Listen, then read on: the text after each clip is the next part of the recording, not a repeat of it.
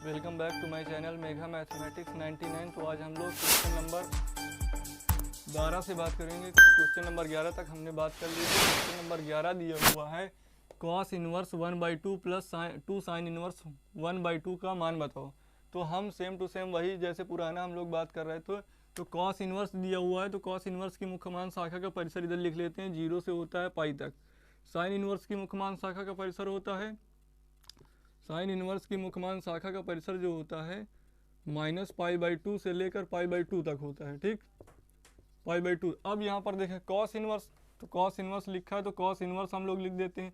अब कॉस में कितने का मान 1/2 होता है, तो कॉस में होता है 1/2 π/3 का मान, तो लिख दिया π/3 प्लस लगा है, प्लस लगा दिया। साइन इनवर्स लिखा है, लिख दिया सेम टू सेम।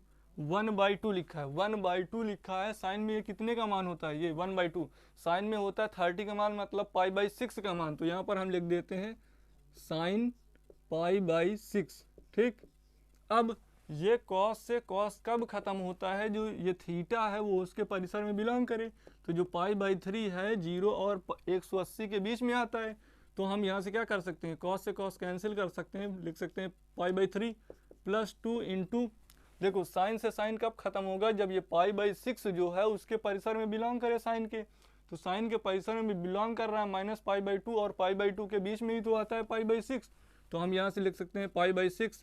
तो ये आ गया π/3 प्लस 2 से इसको काटेंगे ये आ जाएगा, ये आ गया π/3 π/3 कितना आ जाएगा 2π/3। ठीक, this will be your answer. ठीक, पहले क्या किया, कॉस की मुख्य मान शाखा का परिसर लिख लिया, साइन की मुख्य मान शाखा का परिसर।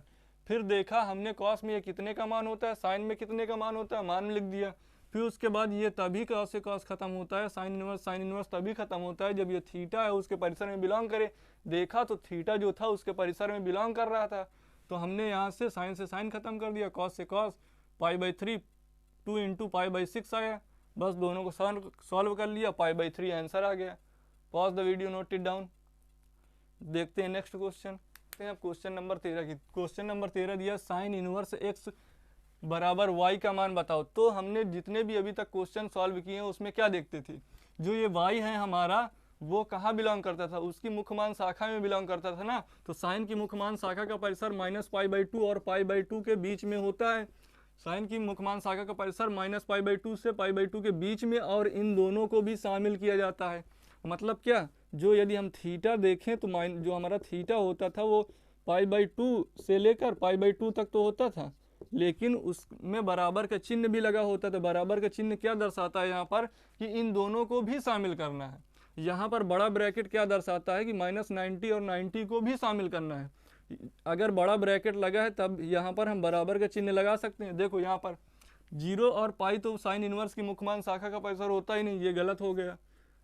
0 और पाई तो होता नहीं, ये भी कैंसिल हो गया। अब इधर आते हैं, इन दोनों में देखते हैं। देखो यहाँ पर इसका मतलब π/2 -π/2 इसको किस तरीके लिखेंगे, -π/2 π/2। यहाँ पर लगाएंगे छोटा ब्रैकेट, लेकिन ये तो होता है किसका, tan इनवर्स की मुख्य मान शाखा का परिसर। साइन वाले में बड़ा ब्रैकेट लगा रहता है, तो यहाँ पर ये नहीं हो सकता, ये भी हो गया कैंसिल, ये हो जाएगा। देखो यहाँ π/2 है, साथ में बड़ा ब्रैकेट का मतलब है इसको बराबर का चिन्ह भी लगा है, इधर भी बराबर का चिन्ह लगा है, अर्थात इसको क्या लिख सकते हैं, जो हमारा y बिलोंग कर रहा है -π/2 से लेकर π/2 और बड़ा ब्रैकेट। क्यों, क्योंकि यहाँ पर बराबर का चिन्ह लगा है, इन दोनों को भी शामिल किया गया है। ठीक, तो इसमें क्वेश्चन नंबर हमारा B सही होगा। अब देखते हैं अगला क्वेश्चन, क्वेश्चन नंबर 13। अब देखते हैं क्वेश्चन नंबर 14। क्वेश्चन नंबर 14 दिया हुआ हमारा tan inverse √3 minus sec inverse -2 का मान बताओ। तो हम देखते हैं tan इनवर्स जो लिखा है उसको लिख दिया। अब √3 में tan में √3 कितने का मान होता है tan π/3 का मान होता है, क्योंकि tan 60 की वैल्यू π/3 होती ना। तो हम क्या सकते हैं π/3 माइनस सेक इनवर्स माइनस लगा तो माइनस सेक में कितने का मान होता है, π/3 का मान होता है। ठीक, मतलब cos में π/3 की वैल्यू होती है। ठीक, अब यहाँ से tan तभी कैंसिल होगा। देखो tan की मुख्य मान शाखा का परिसर होता है -π/2 से लेकर -π/2 और π/2 के बीच में। ठीक, और यहाँ पर सेक की मुख्य मान शाखा का परिसर होता है -0 से लेकर पाई तक, लेकिन उसमें -π/2 को शामिल नहीं किया जाता। ठीक, -0 से लेकर पाई तक तो कितना है, लेकिन उसमें π/2 को शामिल नहीं किया जाता। इसमें tan इनवर्स में -π/2 और π/2 के बीच में होता है। तो अब देखते हैं यहाँ tan इनवर्स से tan कब खत्म होगा, जब ये थीटा जो लिखा है हमारा π/3 वो उसके परिसर में बिलोंग करे। तो हम tan इनवर्स की मुख्यमान शाखा का परिसर देखेंगे, -90 और 90 के बीच में जो है हमारा π/3 आता है, इसलिए हम tan इनवर्स खत्म कर देंगे, π/3 आ जाएगा। माइनस सेक इनवर्स इसको लिख सकते हैं, इसको लिख सकते हैं माइनस सेक थीटा लिखा है तो सेक माइनस थीटा लिख दिया। ठीक, अब क्या करते हैं, जो -π/3 है इसको देखते हैं 0 और पाई के बीच में आता है कि नहीं, उसके परिसर में बिलोंग कर रहा है कि नहीं। लेकिन जो है माइनस की संख्या है तो इसके परिसर में बिलोंग कर ही नहीं सकती, क्योंकि यहाँ पॉजिटिव नंबर दिए हुए हैं 0 और पाई। अब देखेंगे हम सेकेंड स्टेप में क्या है, ये हमारा जो सेक है किस चतुर्थांश में सबसे पहले निगेटिव होता है। तो पहले चतुर्थांश में तो ऑल पॉजिटिव हो जाएगा, सारे जितने त्रिकोणमितीय फलन हैं पहले चतुर्थांश में पॉजिटिव हो जाएंगे। सेकंड चतुर्थांश में बात करते हैं तो हमारा एस साइन, देखो ASTC होता है, तो ये वाले में साइन और कॉसेक हमारे जो हैं सेकंड चतुर्थांश में साइन और कॉसेक पॉजिटिव होते हैं, और इसको छोड़कर जितने भी त्रिकोणमितीय फलन होते हैं सारे निगेटिव होते हैं। तो यहाँ पर जो हमारा कॉस और सेक जितने भी आएंगे साइन और कॉसेक को छोड़कर सारे निगेटिव हो जाएंगे। तो यहाँ पर हमारा जो होता है सेक क्या होता है, निगेटिव, ये होता है 0, ये होता है π/2, ये होता है पाई। अगर इस चतुर्थांश में हमारा जो है सेक जो है निगेटिव है तो इसको हम क्या लिख सकते हैं, पाई माइनस, क्योंकि दूसरे चतुर्थांश में जाना है तो पाई से जब कुछ घटाएंगे तभी दूसरे चतुर्थांश में पहुंचेंगे, तो पाई माइनस कर देंगे तो दूसरे चतुर्थांश में पहुंच जाएंगे। ठीक, तो इसको हम क्या लिख सकते हैं, इसको लिख सकते हैं π/3 minus sec inverse sec pi minus π/3। क्यों, क्योंकि दूसरे चतुर्थांश में हमारा सेक जो था निगेटिव था, तो हमने पाई माइनस π/3 लिख दिया तो दूसरे चतुर्थांश में लाई कर जाएगा। तो यहाँ से हो जाएगा π/3 माइनस सेक इनवर्स अभी नहीं कैंसिल करेंगे, देखो अभी और सॉल्व कर लेते हैं। सेक आ गया, यहाँ पर एलसीएम लेंगे, ये 3 पाई हो जाएगा, ये 3 पाई हो जाएगा, 3 पाई से 1 पाई जाएगा तो कितना हो जाएगा 2 पाई अपॉन कितना हो जाएगा 3। ठीक, 2π/3 आ गया। अब सेक इनवर्स तब खत्म हो गया जब ये 2π/3 इसके परिसर में बिलोंग करे, मतलब ये सेक का परिसर था हमारा। ठीक, अब 0 और पाई के बीच में ये बिलोंग करना चाहिए 2π/3, तो 2 इंटू पाई का मान कितना होता है 180 डिग्री अपॉन 3, 18 कितना है 120 डिग्री। 120 डिग्री जो होता है 0 और 180 के बीच में आता है, तो हम क्या यहाँ से क्या सकते, सेक कैंसिल हो जाएगा, π/3 आ जाएगा, माइनस से 2π/3 आ जाएगा। अब एलसीएम लेंगे, यहाँ पर आएगा 3 पाई माइनस π/3।